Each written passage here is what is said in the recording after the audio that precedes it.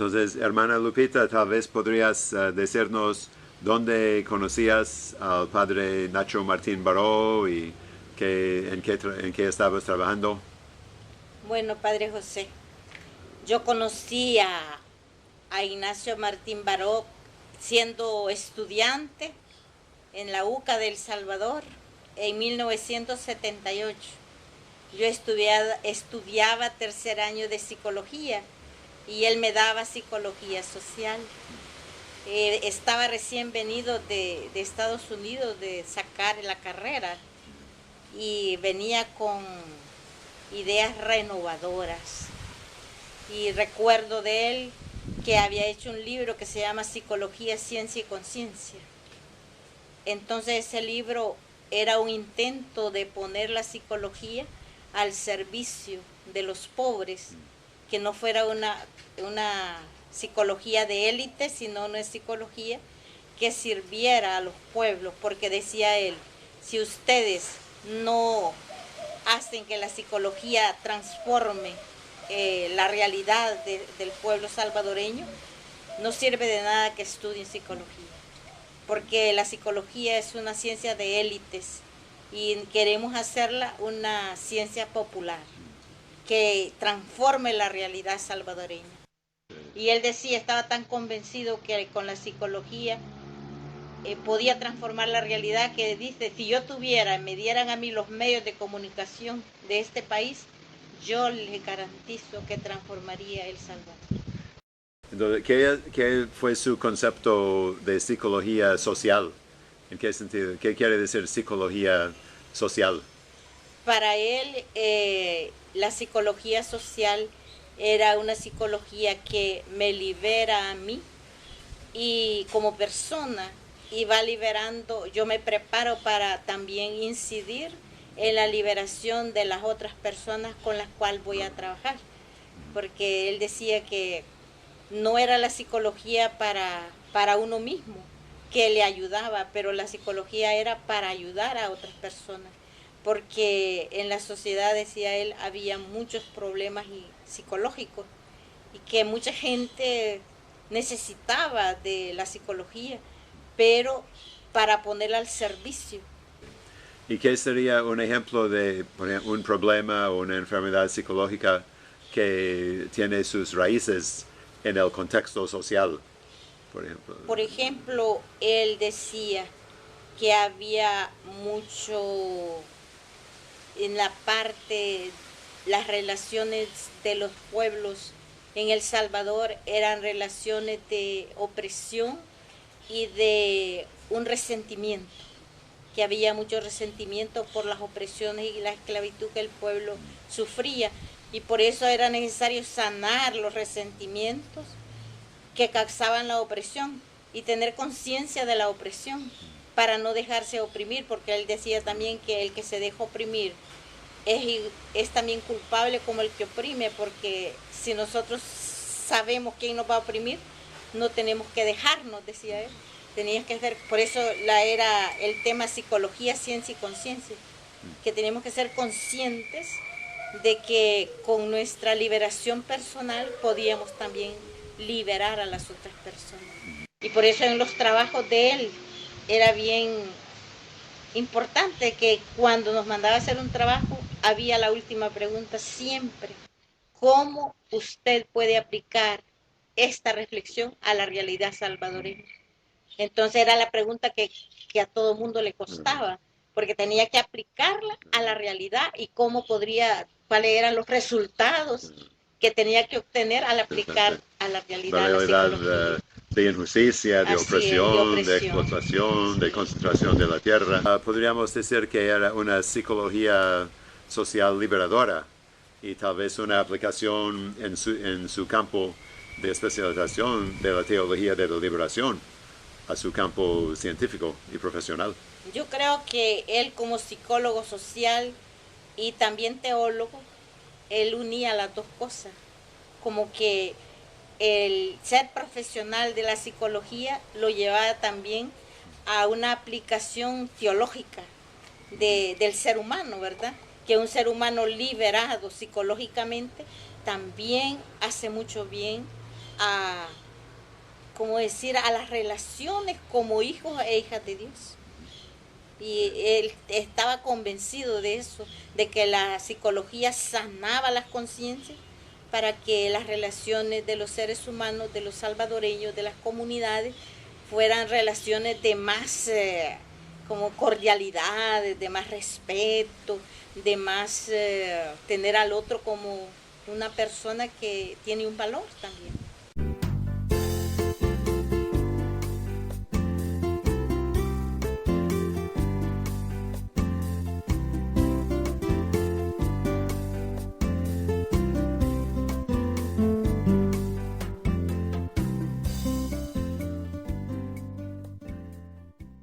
Fomentó las encuestas de la UCA a diversos niveles. Algunas encuestas no agradaron pues a la autoridad de aquel momento, a la dictadura que había realmente pues en El Salvador en aquel momento, y empezó a tener conflictos con las autoridades y críticas por esas encuestas que él publicaba y que no agradaban a la autoridad.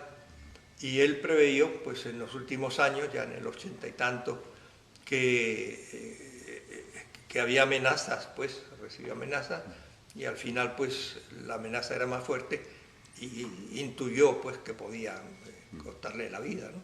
Pero él siguió impertérrito, pues creyendo que hacía lo necesario, dar a conocer la realidad, despertar la conciencia social de la gente.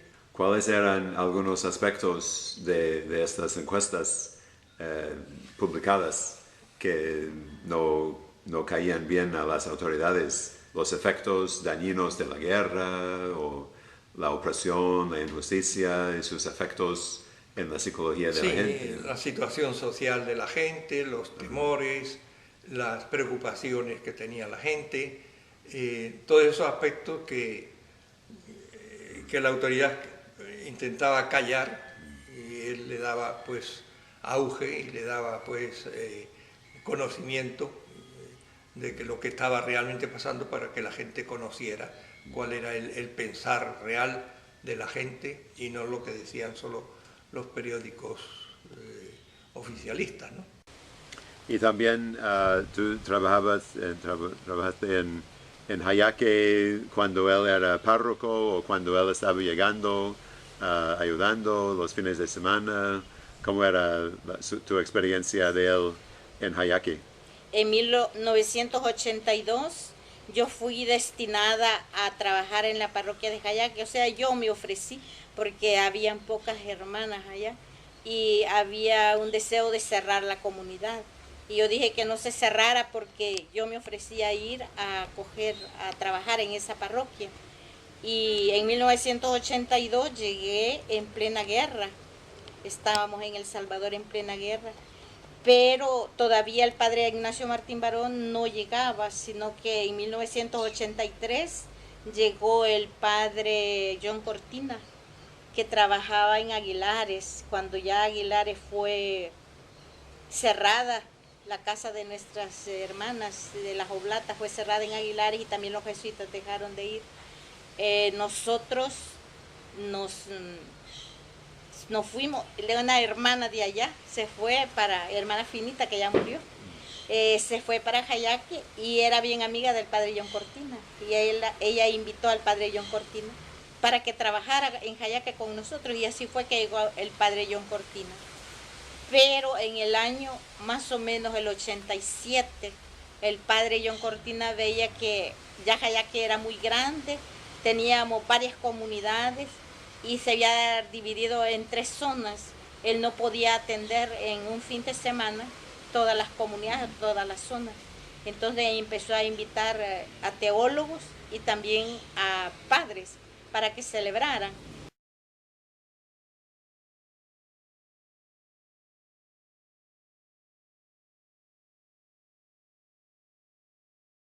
Y fue así como llegó el padre Martín Baró para encargarse de la zona 3, que era el lugar donde él celebraba, pero también celebraba en la ciudad, ¿verdad? En Jayaque. y allí nos fuimos conociendo. Lo importante que el padre era bien admirado en Jayaque porque él hacía las homilías de una manera encarnadas que le llegaban a las personas. Hacía el evangelio dialogado y las personas respondían, y eso era como una manera de ir sintiendo como Jesús vivo en la comunidad. Era muy querido en la comunidad. También él era muy querido por los ancianos que lo seguían mucho, porque él tenía una capacidad de abajarse a los ancianos y a los niños muy grande. Sí. Llegaba siempre con su bolsa llena de dulces y se ponía a repartir a los niños, y por eso los niños cuando llegaban siempre estaban esperándolo porque le daba dulce, les tocaba la guitarra, tocaba canciones muy alegres y los niños reían mucho, les gustaba la manera de ser de él. Entonces él en sus homilías promovía el diálogo, la participación de la gente, una manera de liberar a la gente de la iglesia, ¿verdad? Liberarlos de la pasividad a la actividad, una participación más activa en la misa. En como homilía. Ya el pueblo había tenido un caminar, les facilitaba el diálogo, porque cuando él preguntaba, la gente no se quedaba callada, la gente respondía, la gente dialogaba el evangelio y lo aplicaba a sus necesidades, a lo que estaban viviendo en el momento, sobre todo en el momento duro de la persecución. El pueblo iba encarnando esa palabra, y entonces el padre les iba preguntando y el pueblo iba dialogando, y sentían que el tiempo pasaba, ¿verdad? Era bastante tiempo que dedicaba y pasaba rápido el tiempo, pero el pueblo no se cansaba porque lo oía con gusto y dialogaban con gusto el evangelio. ¿Y recuerdas de unos temas de él, como si habló mucho de la justicia social, denunciando la injusticia, la concentración de la tierra en manos de pocos? ¿Algún contenido que recuerdas? Yo me acuerdo de una vez que estábamos en Cuaresma, él fue a celebrar y dijo a todo el pueblo: miren la cruz. Y entonces dijo: ¿qué ustedes piensan de esa cruz? ¿Por qué Jesús lo mató? ¿Por qué Jesús murió en la cruz? Y entonces la gente empezó a decirle que murió por nuestros pecados, murió porque Dios lo mandó a salvarnos. Él le empezó a decir: ¿ustedes creen que Dios es tan cruel que va a dar a su hijo para que lo maten de esa manera? Y le dice a una señora: ¿usted, Crucita, sería capaz de dar a su hijo para que se lo maten? Yo no, dice. Entonces le dice: usted es más buena que Dios, porque usted no lo daría, pero Dios sí, ¿verdad? Y entonces, o sea que la gente ya empezaba la manera de despertar a la gente, de concientizarla, ¿verdad? Y entonces después él explicaba. Entonces no es Dios que lo mandó a crucificar, fue la gente que no quiso escuchar a Dios, que les hablaba y que les molestaba, y empezaba a poner ejemplos. Por ejemplo, si usted ahorita viene a decir por qué no se reparte la tierra en El Salvador y denuncia por qué hay acaparamiento de tierra, ¿usted cree que lo van a dejar tranquilo? Y entonces digan: no, padre, lo van a matar. Pues lo mismo le pasó a Jesús. Él denunció la injusticia y por eso lo mataron. Entonces quería hacer conciencia de que la muerte de Jesús no fue por nuestros pecados, ni que lo mandaron así Dios para que muriera, sino que lo mataron porque el ser humano no quiso aceptar la propuesta. Sí. Entonces él, con este tipo de predicación profética, podríamos decir que fue un blanco específico también de los militares. Es decir, algunos en el gobierno, en la oligarquía, no lo miraban bien con agradecimiento, y tal vez también pensaban: todos esos de la UCA están metiéndose en problemas y levantando a la gente, etcétera, ¿no? La verdad es que la comunidad de Jayaque, tanto las oblatas como los jesuitas, todos los teólogos y los padres que llegaban, no eran bien vistos por algunas personas del pueblo, que eran sobre todo los dueños de las fincas y los dueños de comercios, porque decían que el equipo todo éramos comunistas. Y entonces cuando oían hablar al padre de esta forma, entonces ellos estaban convencidos que el padre era comunista y que también las hermanas y todo el equipo éramos comunistas. Y de allí había una persecución había en el pueblo, porque nos llamaban y había temor, pues, que muchas veces había mucha militarización de guardias y soldados, policías de hacienda, que llegaban allí a rodear al pueblo cuando llegaba el fin de semana que iban a celebrar la misa. Y era como una especie de atemorizar al pueblo, porque si llegan, mucha gente no llegaba por eso, cuando veían la militarización, era poquita la gente que llegaba a la iglesia porque le daba miedo que la tildaran de que estaban con los comunistas.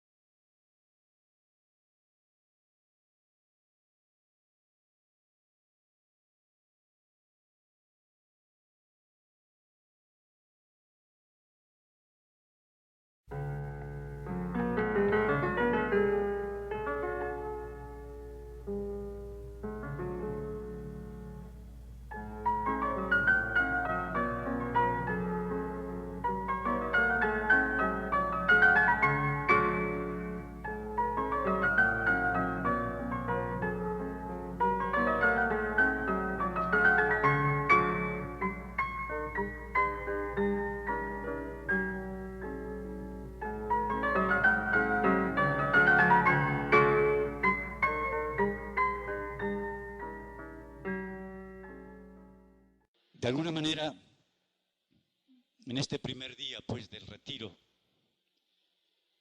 creo yo que debemos de ponernos delante que el camino de la fidelidad al Señor no es un camino fácil. Que el amor que Dios nos tiene no es un camino que nos va a eliminar las dificultades, los sacrificios, los problemas. No. Nos va a dar la fuerza para enfrentar los problemas. Nos va a dar un sentido a los mismos problemas y va a dar un sentido a la misma cruz, pero no nos va a eliminar los problemas. El Dios de Jesús no es un Dios refugio. El Dios de Jesús es el Dios del amor que genera vida.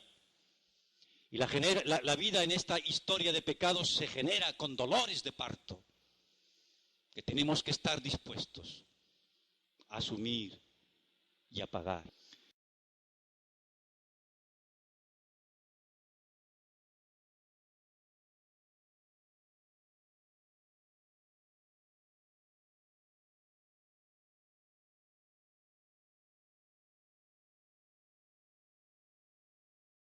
Y entonces como el pueblo también era bien dinámico y empezaba a hacer muchos sociodramas para concientizarse entre ellos, por ejemplo para Navidad siempre hacían la pastorela, pero era una pastorela basada en los textos bíblicos, bien concientizadora, y empezaron a decir que todo el evangelio que se predicaba en Jayaque era comunismo, no era el evangelio, que era puro comunismo.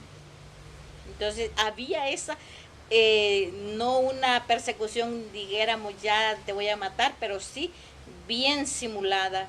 Le mandaban cartas al obispo para que nos sacara a nosotros y también al equipo de los jesuitas.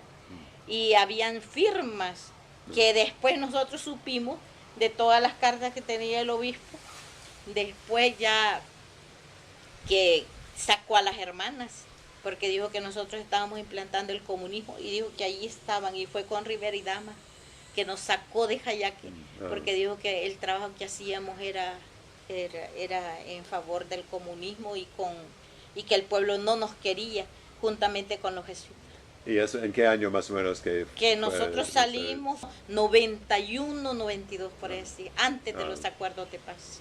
Y por ejemplo en los periódicos o en la radio, ustedes y los jesuitas y padre Nacho Martín Baró estaban como mencionados explícitamente como por nombre, o es en los medios de comunicación o más bien en la opinión. Digamos que en los periódicos no, pero habían unos volantes, papeles escritos así.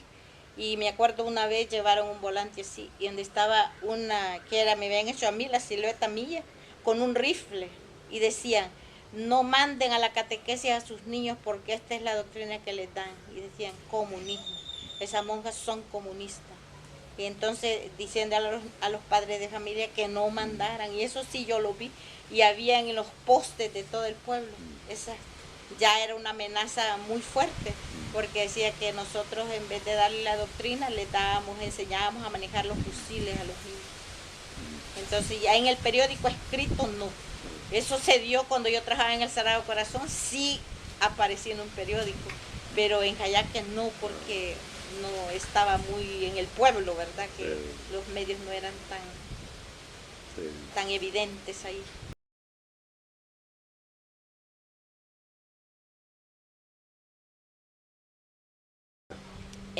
En Jayaque era importante que él se unía con el grupo de teólogos, y ellos con el grupo de teólogos preparaban canciones eran de la realidad que estaba viviendo el cortador de café en Jayaque, y la poca tierra que dejaba los cafetales para sembrar el maíz, y hacían la misa. Habían misas que ellos inventaban, que se cantaban, sí, y entonces eran hechas por el equipo de teólogos que llegaba, y Martín Baró, y era una novedad, ¿verdad?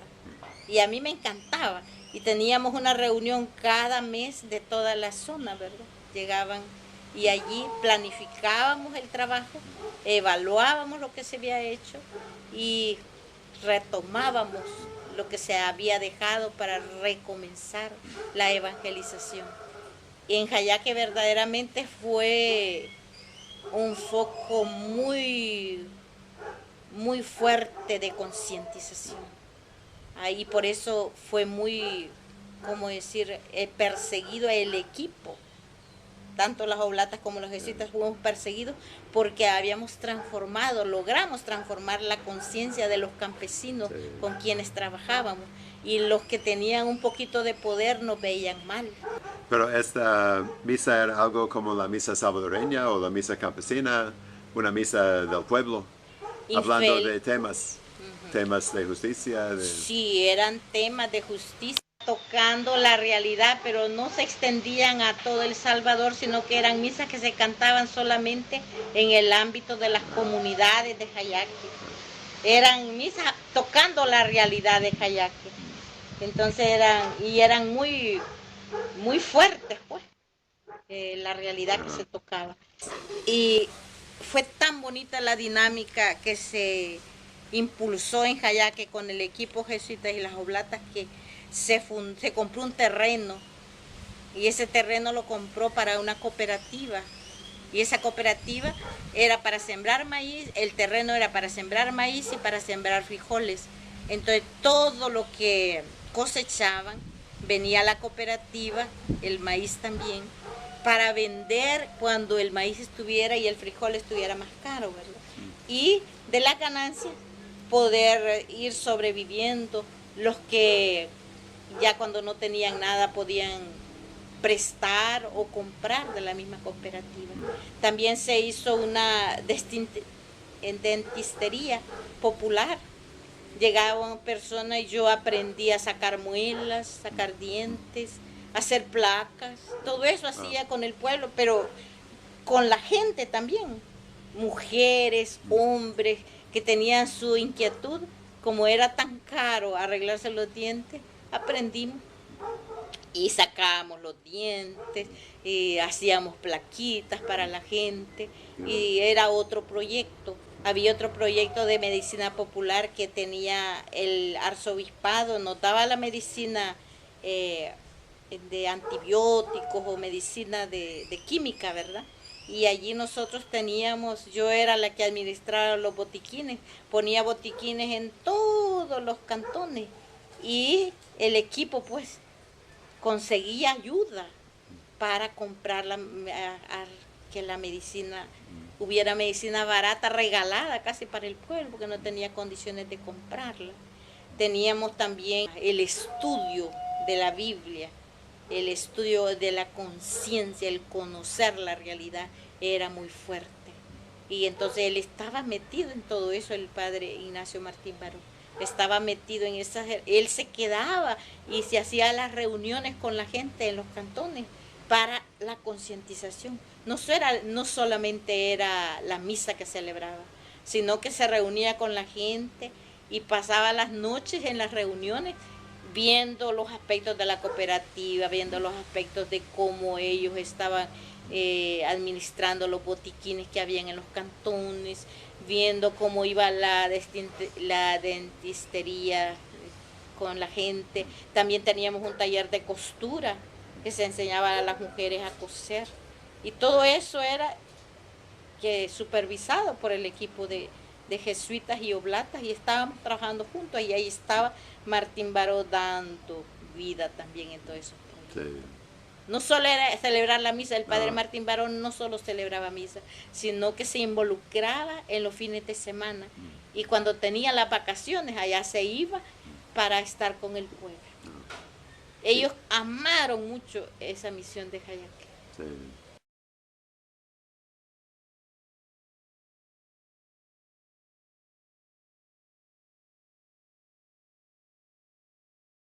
Podemos estar seguros que el Dios del amor no nos va a pedir aquello para lo que no nos va a dar fuerzas para llevarlo adelante. Y que si nos pide cosas duras no es porque no nos ama, sino precisamente porque nos ama y porque a través de nosotros quiere hacer grandes cosas.